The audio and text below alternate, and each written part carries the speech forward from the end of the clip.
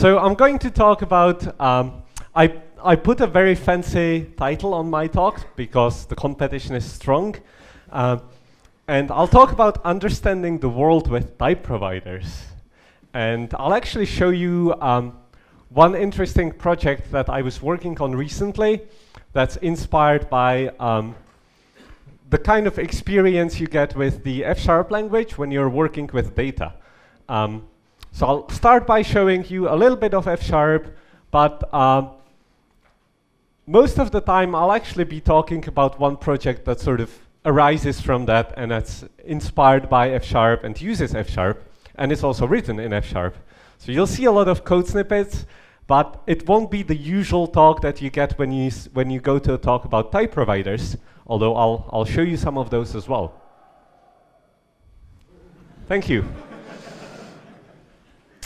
And the motivation for it is that if you connect to the internet, there's a lot of data you can access. And I think it's a really interesting trend, not just if you look at sort of businesses that have data about stuff, they have log files and everything. The one thing that I found really interesting when working with type providers is that there's also, if you look at governments, many governments have various open government data initiatives. Like in the UK, you can get data on crime, and they give you like in which city, what happened, how often, where exactly. And you can then correlate this with information they have about like cost of housing and so on. So there's a lot of, actually, I think, information that can help the humanity in some way as well.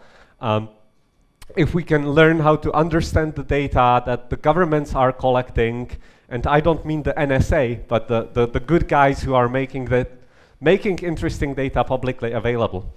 And the other motivation for this is that I was recently finishing my PhD thesis, and as every PhD student, I spend a lot of time reading the newspapers and browsing the internet. But there's one really interesting trend that's happening in the media currently, and that's called data journalism. And so I'll end up talking more about that. But let me first actually switch to Fsharp. And how many people here have seen some Fsharp type providers before? That's quite a lot. Cool. So I'll make this demo really quick. And I just sort of wanted to insert this here for the few of you who haven't seen type providers before, to demonstrate the experience you get there. So this is, I'm using the Fsharp data library, and Fsharp data library has a type provider, and it has a bunch of type providers, and the useful ones are for JSON and XML, and I'll talk about these later. But there's this one type provider for World Bank, and World Bank is a good example of this international organization that collects data about countries. And if you think about what the open government data initiatives have, they have very similar data there. But so this is about the whole world. And when I type dot in my Visual Studio, I can immediately see what are the countries that they have data on. So I can go and pick Poland, and then let me actually select all the code and run this, and then we'll see the capital city. They have data for recent years. It's not going like 600 years back, unfortunately. Otherwise, I could make some people happy here. And the thing that I find really amazing is these indicators. So the World Bank has data about countries, and they collect all sorts of information to figure out how to help countries more efficiently. And you can suddenly just see all the data there, directly available in your programming environment. And I can, for example, say, let's have a look at carbon emissions. How is Poland helping the world? And if we run this, then here I get the raw data. So I was doing that sort of programming in Fsharp, and at the same time, I was reading all the articles on the internet where the data journalists are doing something very similar. So what data journalists are doing, and this is just an illustration, but there's usually, they start with some story. So something interesting happens, like there's international conference on climate change, and then they start looking into the data, and for example, for carbon emissions, there's lots of data available already. Sometimes it involves going to the White House with a what is it called? Magnifying glass, exactly, to actually get the data from the government. I think UK and US both have like laws that basically grant you access to a lot of data, but they don't want to give you the data, so this can be a really complicated process. And then they do some interesting analysis of the data, and you'll end up with an article that says, this is the interesting context of something that's happening in the world, and here's the data to back it up. So if you look at the climate change, this is what's happening. So here's some examples. This was this is actually a fairly old article, but in 2007, China overtook US as the world's biggest carbon producer.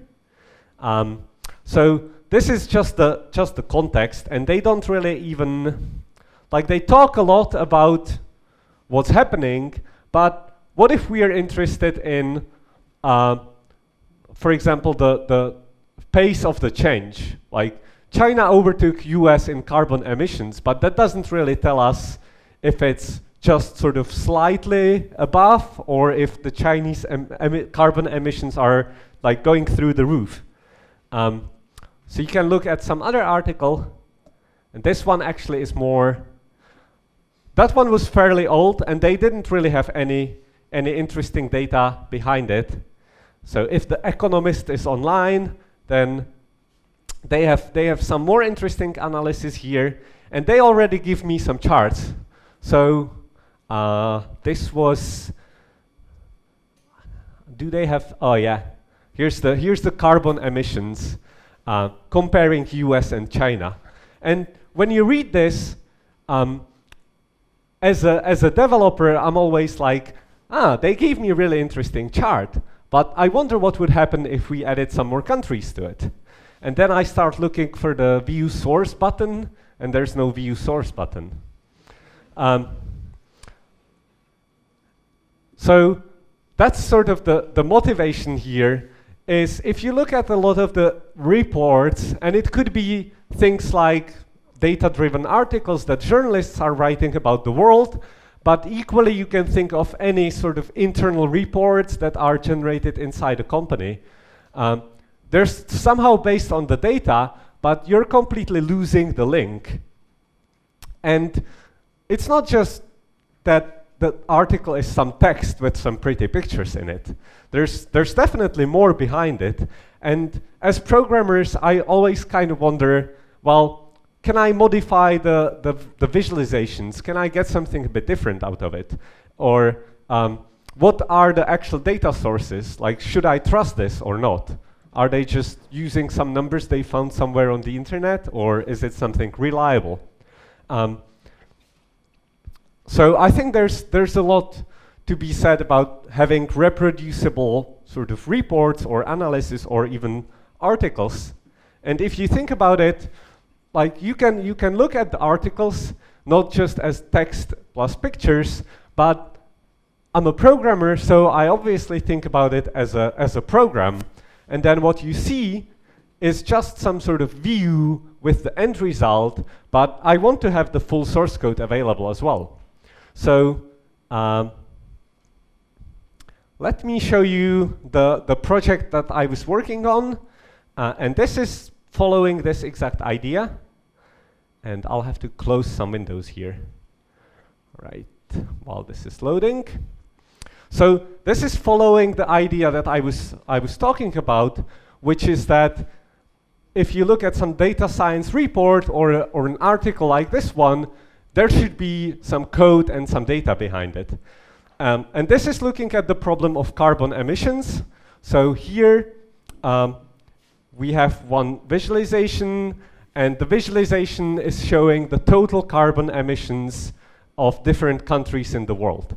So if you just look at the article and you see what the journalists are telling you, in this case, I'm telling you that China is like super evil because it's all red and it's producing a lot of carbon emissions. And then there's US is the next one in the list. And this could be, this is telling you something, and it's using the data to show something. But what I'll show you next is that you actually can see how this works. So what you see when you come to the article, like what I showed you just here, that's just some view. And I think for most readers, like this is really all you need, because that's where the work of the data analyst or the journalist comes. Like they have to build some story and present the interesting story. So when you come to this, you see the original story where I was showing you some visualization. But the really interesting thing is that we now have more power over this because it's actually code behind it. So we can modify some parameters, and we can also see and modify the code.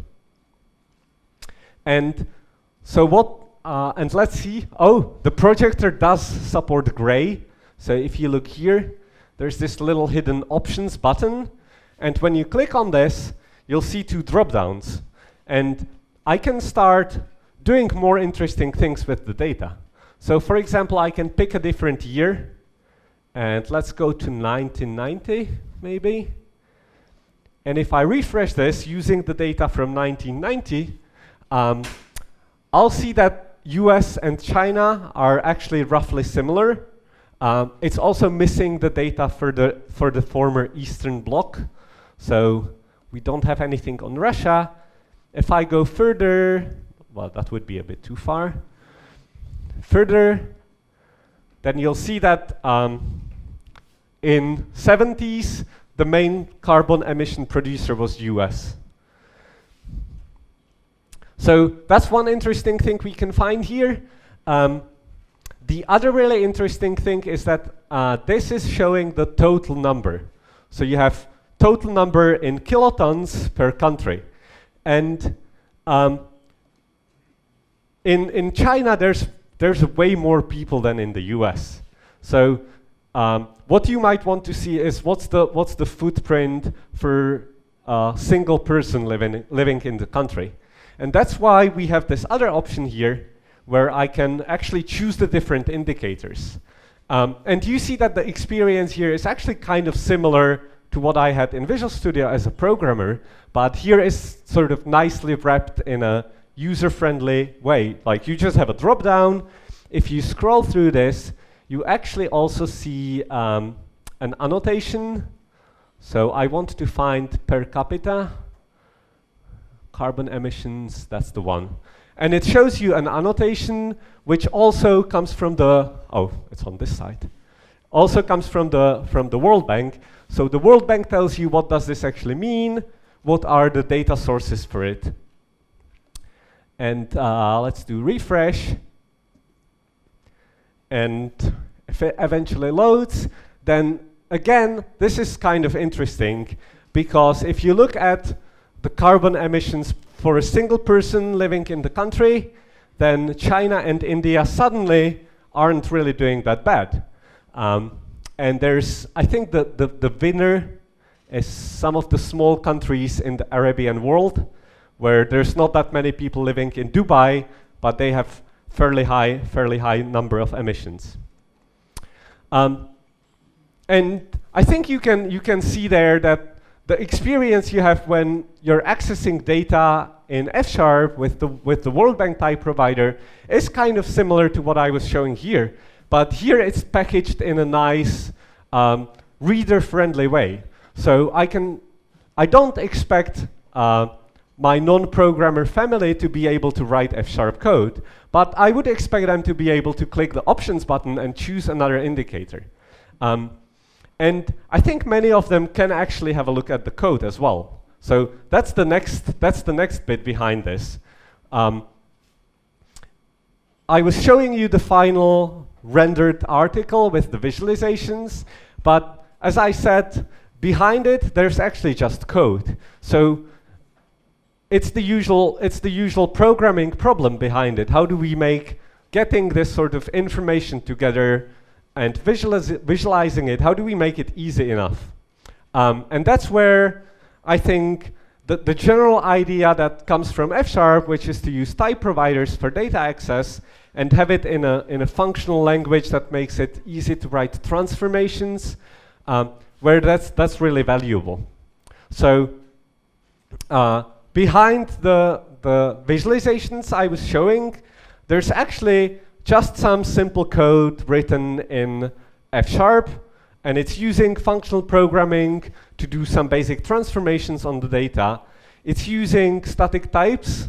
So this is something you get in F#. When you're typing code, the editor is running the type checker behind the scenes, and it's telling you what's the type of this, what are the available properties. And that technology, I think people mostly are used to see this in a programming language in an editor, but when I clicked on the dropdown, that was actually doing the same thing. And it's using type providers for the World Bank data source.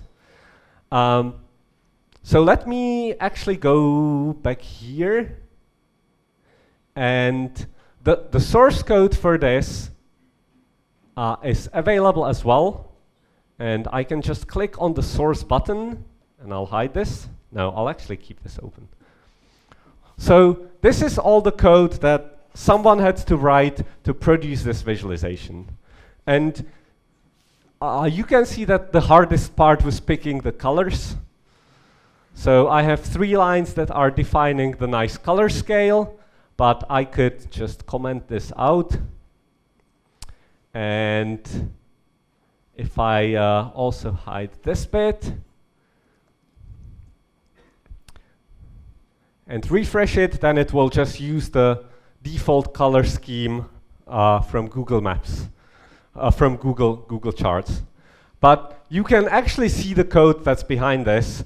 And if we remove all the noise, then it's really just 3 lines of code. Now, the interesting thing is this is also running a nice F# editor. So if I do dot in the window here, I do get the usual F# completion. So you can see there's like a set method, and this shows you all the parameters that you can configure on the chart, or I can go back and do show to display the chart.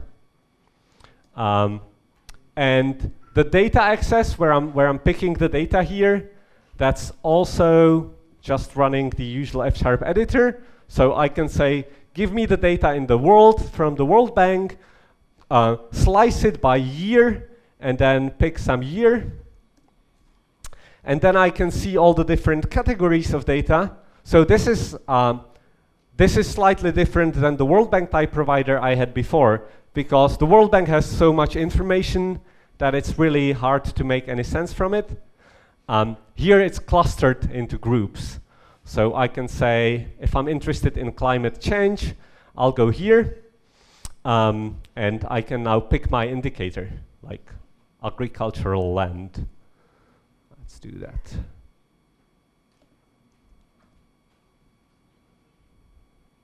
I think I did break something. No, maybe the list is just too long. And if we refresh everything, then it will show me something else. So you can see how the visualization is produced. And actually, if I go to the source code for this, then right here, this is the source code for the entire article. So the whole article here is just markdown with some code snippets in it. And when you go to the web page, it processes it, it goes over all the code snippets, turns them into the editor with the visualization, and so you get fully reproducible article or a report where you can do any changes you want, you can analyze it, you can understand how it's been created, and so on. Let me actually show you one more example here. So this one is showing just the raw data. We have the carbon emissions, and we just send it to a chart. So it's not doing very complicated thing. This one is slightly more interesting. So here, what I'm doing is that I'm looking at the first 6 countries. I'll take the 6th largest carbon producers, and I'll sum all the other countries. So here we can see that actually if you take the first 3 countries on the list, they're producing half of the world's carbon emissions. And I can again see the source code for this, and this isn't actually that complicated. I get the carbon emissions, I sort it, so we're going to get the biggest one as the first one, and then I'll say countries, skip 6, and take the sum, and this will give me the total for the smaller countries, and then I'll say take 6, and append all the other ones as another element. And if you were interested in just 3, you can go here and change it and refresh the code.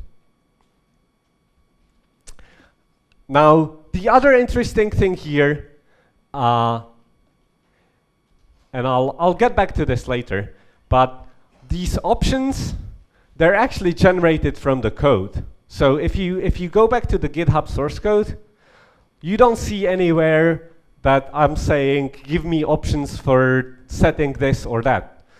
So this is all happening magically, but I'll explain how that works in a second. Now we're roughly in the middle of the talk, so I'll show you one equation. But I think this is demonstrating one really interesting thing that's happening in the programming world.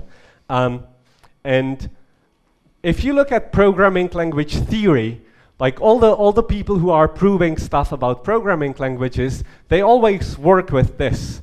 And what this is basically a judgment, typing judgment, and it says, given some context, and that usually means like the libraries that are available or variables that you have in your context, some expression, that's your program, the E is your program, has some type tau. So you can say if I have A plus B in a context where A is an integer and B is an integer, then the type of A plus B is int. And all the people doing programming language theory always say, well, at the beginning, assume that the context is empty. So your program lives in this nice empty space where you write your program, but it's not really accessing the ugly, dirty world. And what you get with type providers is this little slight change here, where we are actually saying, well, actually, every program you're writing lives in this really rich environment where you have access to everything in the world, like all the different data sets. And the key thing is this pi, which is some sort of projection. So what the type providers do is that they take all the data that you could possibly access in a program, and they project the data into a nice structure that you can access in your programming language. So this is really the key idea with type providers. And the World Bank type provider that I'm using here, all it does is that it looks at this one source, and then it generates some types that we can access in the programming language. How does this actually work? If you look at the World Bank, they have fairly simple data structure. You can think of it as this 3-dimensional structure where we have different years, different countries, and different indicators. And when I'm working with this, I'm basically taking some slice.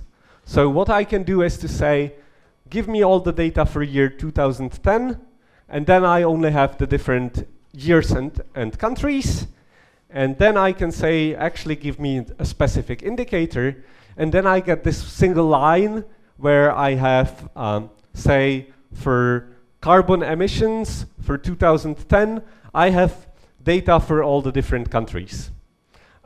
Or you could actually slice it even more and say, give me just one value, give me carbon emissions for Poland for 2010.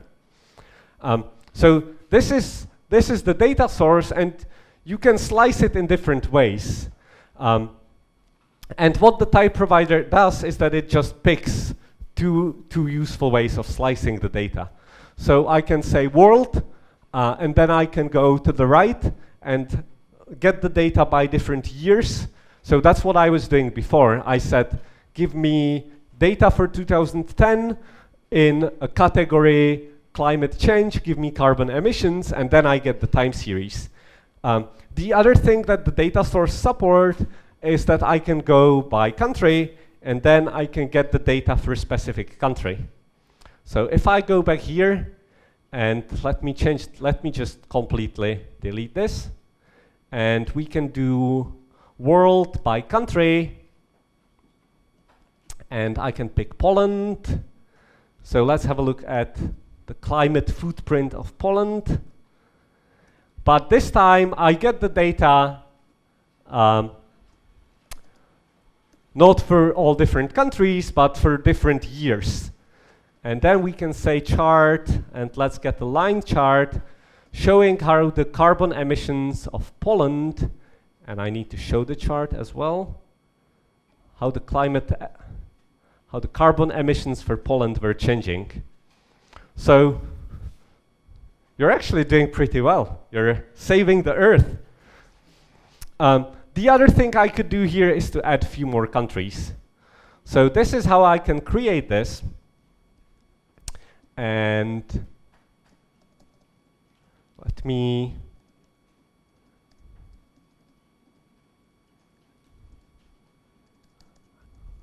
add Czech Republic to the list.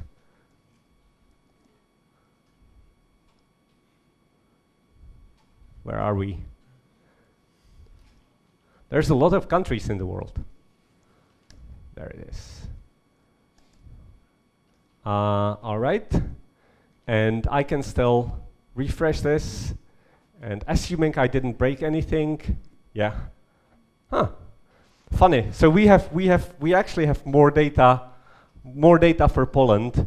It didn't automatically generate the nice descriptions here, but that's all right. The other thing you can see here, and this is also interesting, is that the editor, the options here, they're actually now I can choose two different countries and choose two different indicators. So the way this works is that the editor is basically looking at your code, and it's trying to detect some patterns in your code. And the first pattern is when I have some sequence of accesses, I'm getting some member via dot. If I have at the end one of several members of the same type, then it will generate a drop-down where you can pick one of the members. So in this case, I have world.byyear.blah blah blah .co2 emissions, and this is just one member of a type that has lots of different members with the same type. So I could pick any other member of that type, and it would still be able to produce a valid chart. So it's using the type information together with the structure of the language to generate some valid editors.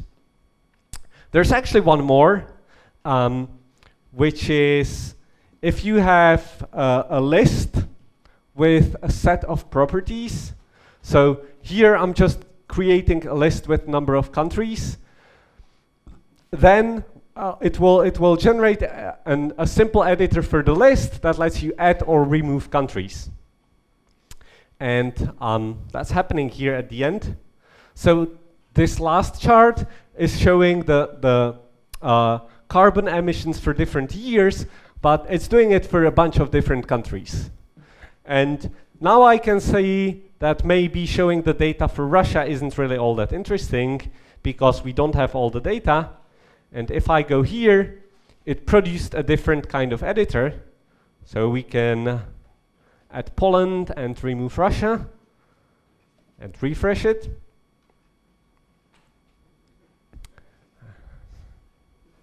Nice. Looks like everybody likes the idea of removing Russia and adding Poland. And that's the way this works is that I just have the editor automatically generated from this list. And actually, when I do some change here, it's editing the code back. So if I'm changing the list, then it's just doing some transformations over the code. So I think that's all the kind of really interesting things and really powerful things that you get when you treat the whole report as a program, because then you can just do various analysis on the source code. And the things that I was doing here, that's really just showing pretty simple things that everyone in the programming language world knows. Like everyone knows that if you have a type, you can do dot and you'll get your members. But everybody knows that if I have some typed language and I put my mouse pointer over some variable, then I'll see the type of it. And that helps me understand what it means.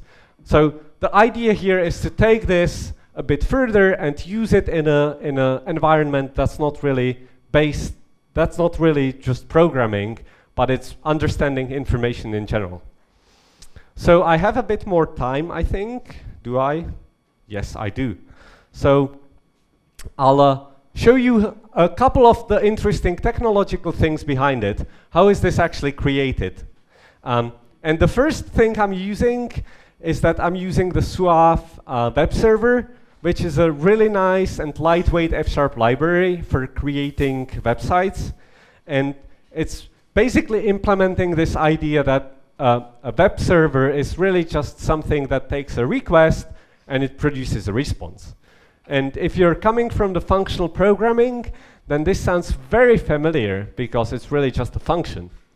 And it always confuses me why people need complicated frameworks for doing web servers when it's just a function. So what the Suave library does is that it lets you write your server as a function. And it does it in a very lightweight, composable, and also cross-platform way. And one nice piece of code snippet here is, I think that's fine. One nice piece of code snippet here is how we are actually putting all the different components together. So if I look at this, then there's definitely something that handles the initial request and it renders the page. There's also something that when I click the refresh button, it processes the code.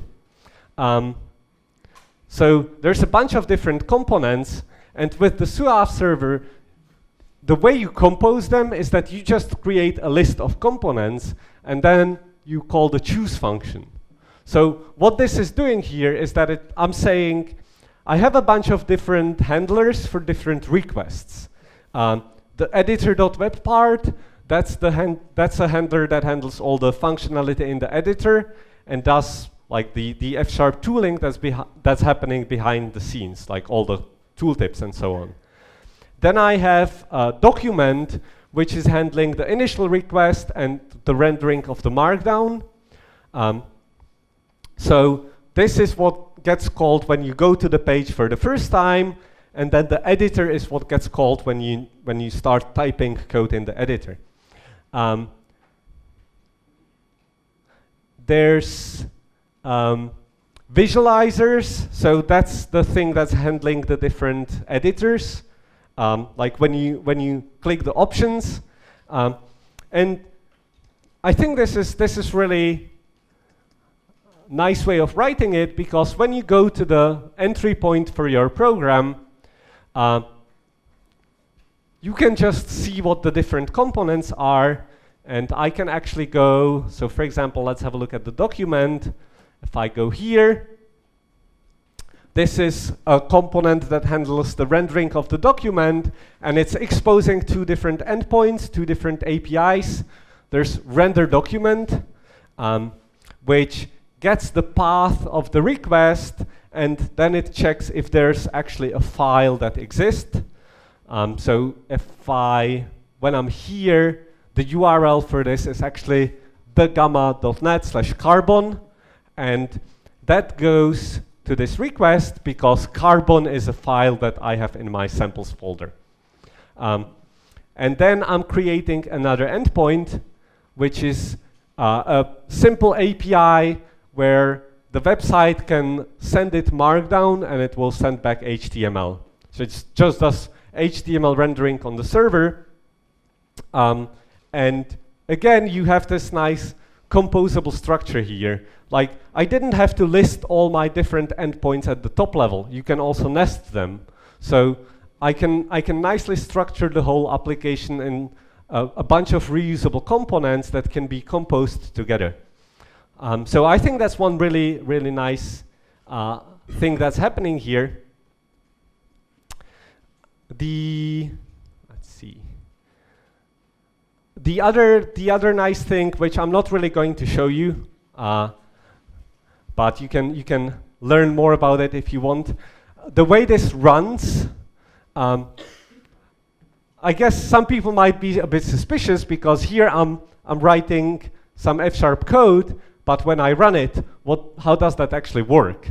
So the way this runs is that this sends the code to the server, but I don't want to run arbitrary code on my server. So what the server does is that it just translates it to JavaScript, sends the JavaScript back to the browser, and then runs it in the web browser. So when I do refresh, it sends me the Fsharp code, it generates JavaScript, and then the JavaScript is executed here. And that's also how you get bindings to all the nice web libraries like Google Charts for the visualization. So that's using a library called FunScript for translating Fsharp to JavaScript. And I think, like, with my experience from the project, it really demonstrates some of the nice things about Fsharp as a language and as an ecosystem as well. And what this is trying to do is to do something that's using programming in a fairly innovative way. And one really useful thing here is that Fsharp is pretty powerful language. So the example I was showing, I think it took me like a week and a half to actually put it together. And a lot of it comes from the fact that with Fsharp, you can really quickly do prototyping. And I think this is going a bit back to what Matthias was talking about earlier, where you really get quick feedback. Like when you type some code, you can immediately run it. The type system is telling you what the code does, how does it, what are the types, what can we access from there. So I think you get a lot just by using a language where you can quickly type things and run the code and see how it works. If you're doing the suave website programming, and I just actually wrote a blog post about it yesterday, so you can learn more there.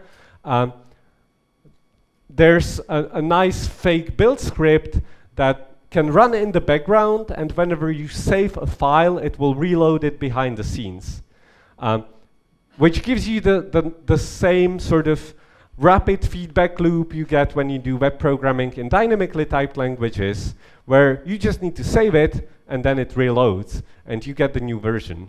And that's really, I think that's really one of the fundamental things for being able to build anything more complicated, because you see immediately what it's doing. And you get that in dynamically typed languages. When you're doing web programming, you can get it in Fsharp as well, But with Fsharp, you also have it in the REPL mode in your editor. The other thing, and that's probably the reason why I'm still doing Fsharp after a fairly long time, is that there's really good Fsharp community around. And the project I was showing was using the work of like 10 different people with hundreds of different contributors. So there's a lot of great Fsharp projects that give you solid infrastructure. There's Fake, which is Fsharp makefile format, or it's sort of a script for a way of writing your build scripts, which supports pretty much anything, and it's really super powerful. There's also Packet, which is a library or it's a tool for managing your NuGet dependencies and other dependencies. And that's some of the things that make it possible to actually build really high quality open source projects without reinventing all the infrastructure. And I think there's many interesting ideas that come from the Fsharp community as well, like the type providers and the different data sources you can access there. So I guess what I was talking about here is partly how we can take some of the interesting programming ideas that appeared in Fsharp, like type providers, and make it a bit more user-friendly and expose it a bit out of the programming context. And I have this very fancy question to wrap up with. So the question is programming the new literacy? Does everybody need to learn how to program? And I don't really think that that's the case. I don't think that everybody needs to learn how to program, but what's really becoming important these days is we need to be able to understand the information we can access, the information around us. And the best way to understand information is to learn how to program. But there's a lot that you can remove from programming and still make it useful for working with information. So if you look at the prototype, which is on this URL, and you have to do /carbon to see the example, then you can see that I didn't really need to program too much. It's just using a couple of different things, and most of the time choosing things from the IntelliSense. So I don't think programming is the new literacy, but there's a lot you can take from programming for the better of the world. Thank you.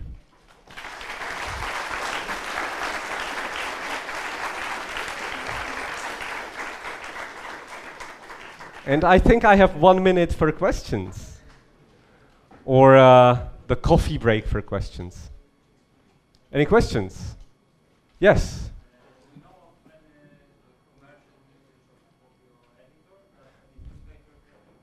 So the question is, does any newspaper actually use this? The answer is not yet, because it doesn't exist for too long, and you're the first people in the world to see it. But I'm in contact with a couple of people, so maybe if I come here again next year, the answer will be yes, but we'll see. Thanks. Yeah.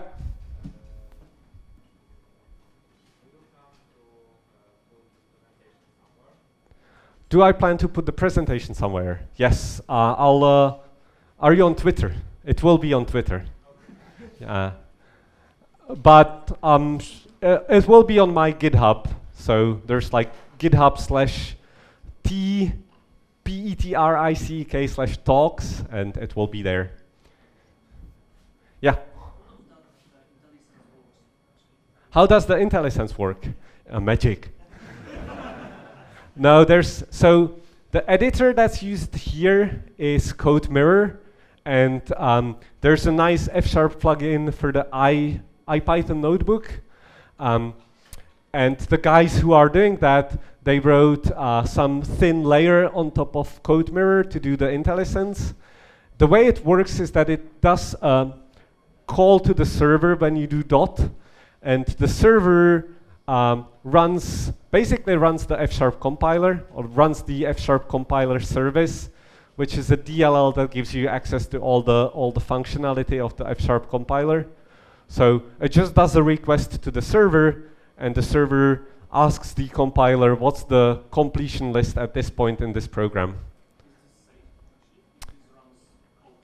Is it safe if it runs code? So it's not actually running the code, because it's just type checking the code. So none of the things that happen on the server need to run the code. It's only type checking the code, and the compiler. So it's safe, assuming I trust the Fsharp compiler not to suddenly erase my hard drive, which I do. Yeah?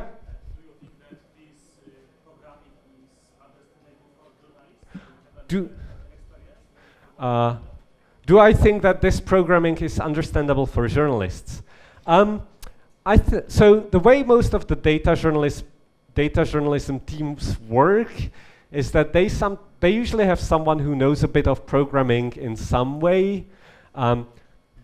There's quite a lot of teams that just use like Excel and some similar software, but I think if they can write equations in software, this might actually, in Excel, this isn't significantly more complicated. And there's some of the teams where they have like JavaScript developers to build the visualizations, and then they have someone who knows like Perl or some random language they learned, and they use that. And for them, I think this is actually much easier than what they are doing currently. Okay, I think it's time for coffee. So if you want to talk more, I'll be around.